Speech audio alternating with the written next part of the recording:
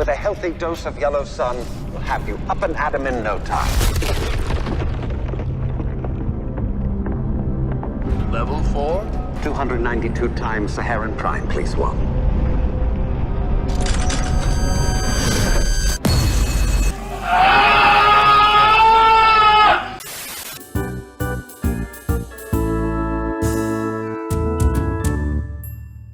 Look, up in the sky.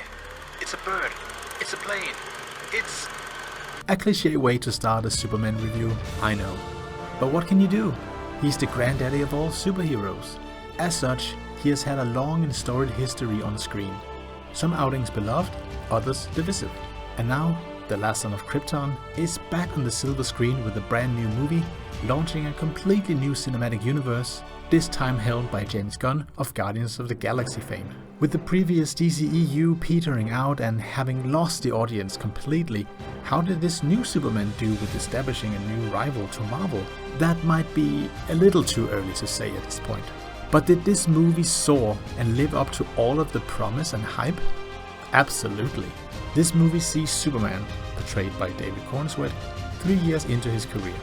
We see him beaten and bruised for the very first time in his life after a battle with a new metahuman called the Hammer of Boravia, as a response to Superman's stopped invasion by Boravia, an ally of the United States, of the neighboring country of Jarhanpur. This new metahuman is actually controlled by billionaire Lex Luthor, Nicholas Hoult, who will stop at nothing to rid the world of Superman, who he despises more than anything. Lex manages to infiltrate Superman's Fortress of Solitude and finds important information about Superman's origins. Information he uses to pit the entire world against him.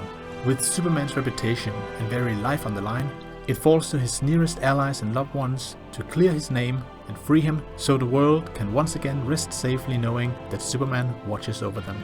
I was born in the early 90s, so I was never brought up with the original Christopher Reeve Superman movies, nor have I read any Superman comics. I did however watch the Bruce Timm produced Superman the Animated Series and the following Justice League cartoon, and I ate it up. Long before I was even aware of the concept of the Avengers and before the MCU, this was my cinematic superhero universe. That vibrant world of superheroes, humor and heart I felt that those shows embodied, James Gunn has managed to translate that into this new DCU with this latest Superman movie. If I were to pitch a movie adaptation of those cartoons, it would look eerily similar to this new Superman. While it took a moment for my brain to adjust to such a colorful palette in a DC movie after an entire decade of dark, muted, brooding Snyderverse, I was transfixed to the screen. Hey! Quit messing around! I'm not messing around, I'm doing important stuff.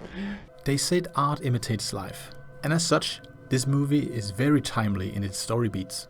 Not only is the invasion of Jarhanpur by Boravia a not so thinly veiled commentary on the current geopolitical climate with 2 ongoing wars, but the manipulation of information, the discrimination and fear of immigrants, which Superman has always been, and the power and responsibilities that the media hold is very much resonant with 2025.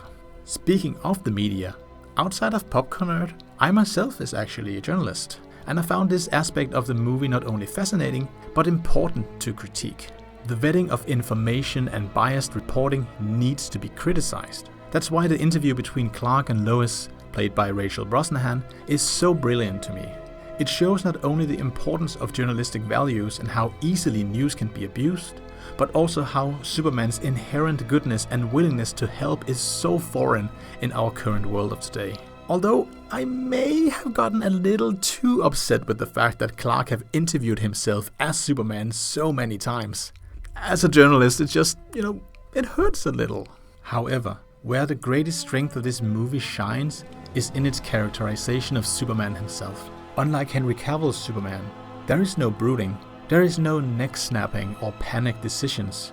No, this Superman's greatest strength is his kindness, his humanity. Despite so many people in his world wanting to paint him with the brush of being an alien invader bent on world domination, Superman's main concern is for his dog, who he thinks might be alone and scared. He shows us time and time again that maybe being kind is the real punk rock.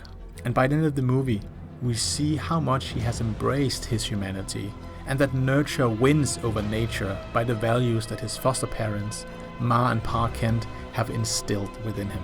With the popularity of Superman stand-ins in other media like Homelander from The Boys or Omni-Man from Invincible, who would have thought that kindness would be the actual counterculture? I cleaned your boots. I'll go get them for you. While I do have a few gripes with this movie, like some unfortunate expository dialogue, a few scenes needed a bit more room to breathe, and perhaps a few wonky CGI moments, I can't help but smile at the thought of this movie. With Thunderbolt's message of taking care of our mental health and finding strength in one another, and this one championing kindness even in the face of crushing adversity, I believe the superhero genre is on a skyward trajectory once again, and maybe more relevant than ever. So while this movie isn't perfect, it was the perfect setup for a new universe that I am dying to dive back into. And as such, this movie earns an impressive 9 out of 10 for me. Thanks for watching.